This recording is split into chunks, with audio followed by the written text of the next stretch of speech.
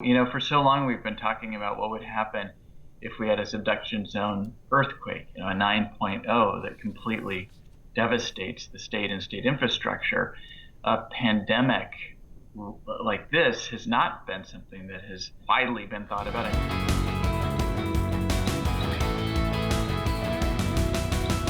How do you think state agencies were prepared going into these past few weeks? Like, are the structures of state government even set up for something like this? For example, to suddenly have thousands of people working remotely? Probably the short answer is no. For so long we've been talking about what would happen if we had a subduction zone earthquake, a 9.0 that completely devastates the state and state infrastructure.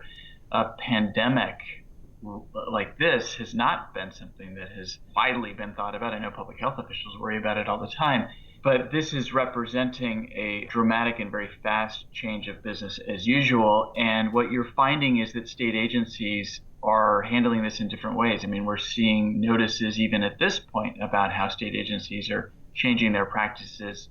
So labor and industries, for instance, going to appointment-only basis as of our conversation now. But other agencies have already, closed off their facilities to visitors, or entire state agencies like the Attorney General's office and the State Auditor's office have ordered everybody to work remotely. Of course, it's easier in some settings than others. The state still needs to run a prison system.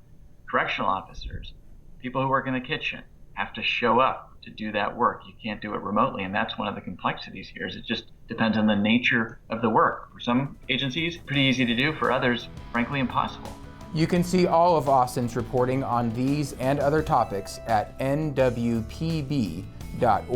Thank you for joining us here in the unique Northwest.